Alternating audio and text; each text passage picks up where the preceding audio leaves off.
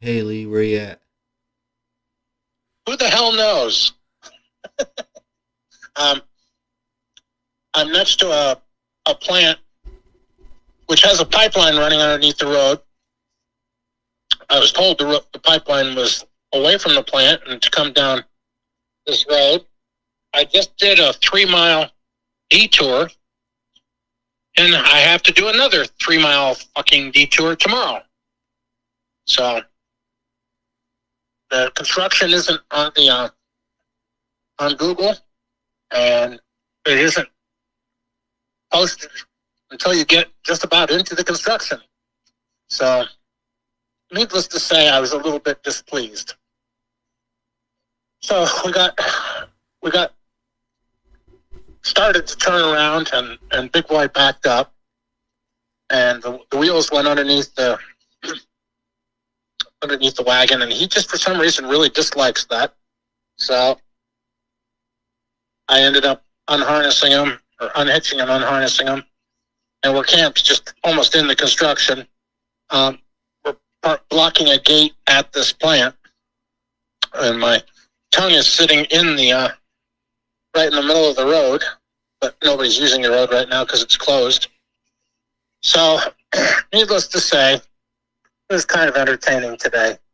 It was a good day. I did 17, 18 miles.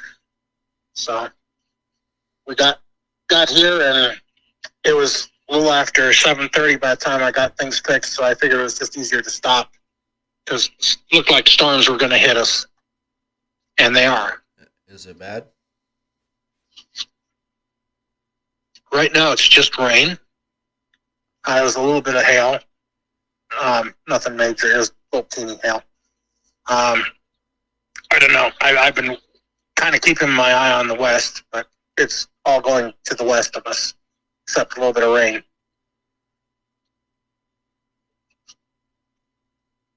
And with that, Are, are you staying dry, or is it? When it first started, it was kind of blowing a little bit through the wagon, but now it's stopped blowing, so I'm okay. I never sealed this door just because I didn't see any real reason to. In the winter, yeah, I could see locking it, but in the summer, it's nice to have the breeze blowing through. So here we are. And he broke part of my wagon a little bit, the framework inside here. So he was a moose. He was a moose. You're talking about your horse, or an actual moose? I'm talking about my horse, who was a moose. Gotcha. We don't have moose down here in Nebraska. I don't think. Did you? You said you had to turn around a little bit. Is turning somewhat hard for your wagon? You can only turn so much before the wheels catch on the framework because the tires are too big. And I put these tires on it just because the price was right. They were mine and they were free. But I wouldn't put them on knowing what I know now. It makes it harder to climb in and out of the wagon. The wheels don't cut underneath the wagon, and that I really dislike because I'm used to driving, a fifth wheel being able to swing underneath and cut things really tight. Yeah. Not with this wagon, you don't. So we're set to go tomorrow. I'll turn the wheels partly, and right now I'm perpendicular to the road, so we'll be able to put them in the shafts and take off, no big deal. Good. Yeehaw. Yeehaw. Is there anything that's been on your mind? Just, it's been all technical stuff that I need to get moving on and social media and stuff like that. That was pretty much what I've been thinking about. And having to call people and see what we're doing. Yeehaw! Yeehaw. Nothing real exciting, I'm afraid. It's just, it's what traveling truly is. Just grunt, get down, grunt, and do it. Get the horse to do it. You do all the work to keep him comfortable, and away we go. Would you? So, I got a question for you, Lee. I don't know if I've ever okay. asked you this before. Would you ever recommend other people do this? Would you recommend they don't?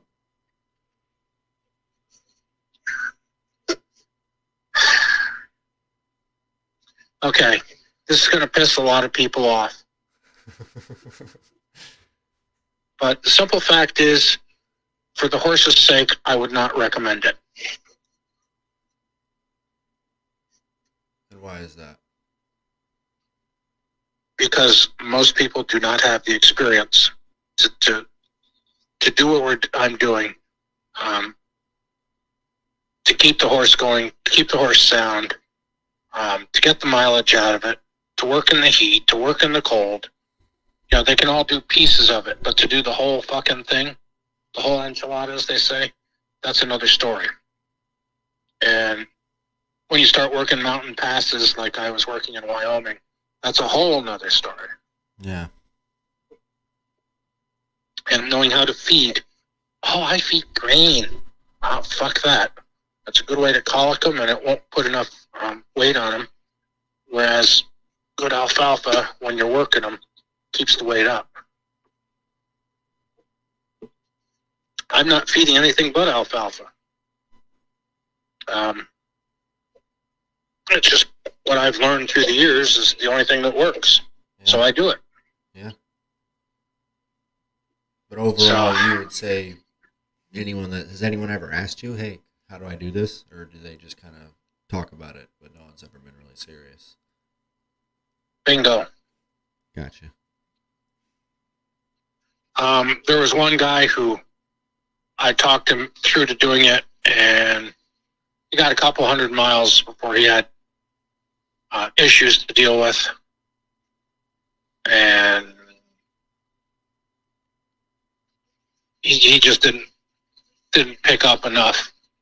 And the problem with it is I feel sorry for the horses. That they're the ones who suffer. Yeah. So, and I'm constantly trying to keep the weight down on this wagon, especially now since it's only big boy. And, you see these people bringing everything but the kitchen sink, or sometimes including the kitchen sink. And you just can't do that, Yeah.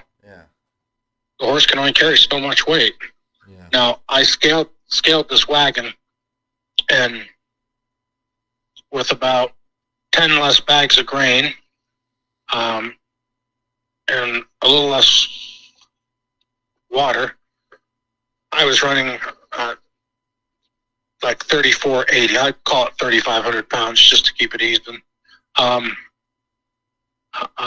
That's a hell of a lot of weight for one horse, especially on 6% grades. And I've had this wagon weighing a lot more than that. I've been over 4,500 pounds. Yeah. Just knowing what the base weight is, and then knowing how much grain I had on it.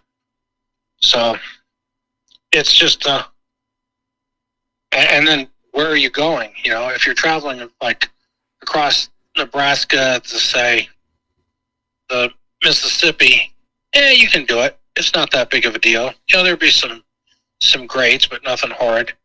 But when you get into the Appalachians, that's the definition of, if you don't know what you're doing, you're going to fuck your horse. And that takes a lot more skill. It takes a lot of skill to be able to, even though I bitch at him sometimes, to be able to hear what your horse is telling you. Hey, I'd like to take a break. And so I go a little bit further, say, okay, now we take a break. And he tells me, hey, I'd like to get going. And I say, okay, let's go. That's working as a team. And most people never understand that. So, yeehaw. Yeehaw. Would you say that it's easier or harder to work with one horse? horse or multiple horses? Like you said, working as a team, does that make it a whole more difficult or different game when there's more horses, or is it? In some ways, it's easier because they all follow the leader, and the leader follows me.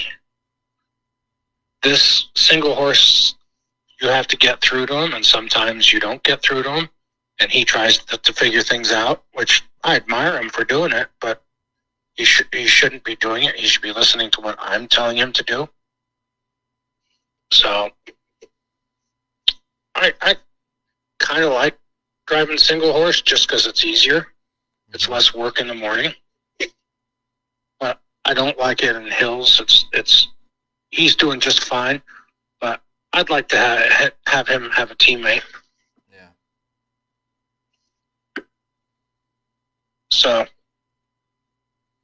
yeehaw. Well, it'll happen when and if it's supposed to. Yep. Yes, indeed. So, I think that's everything, don't you? Yeah, I mean, I'm sure I've got some more questions, but we can save them for another night. Yeah, it's been a day, so I'm kind of beat, and I've still got some more cooking to do, so I can save this roast that I'm cutting up into steaks. So please subscribe if you haven't already. Yeah, thank you for those that have subscribed. And like our stuff if you like it. And that's it. All right, until next time. Yeah.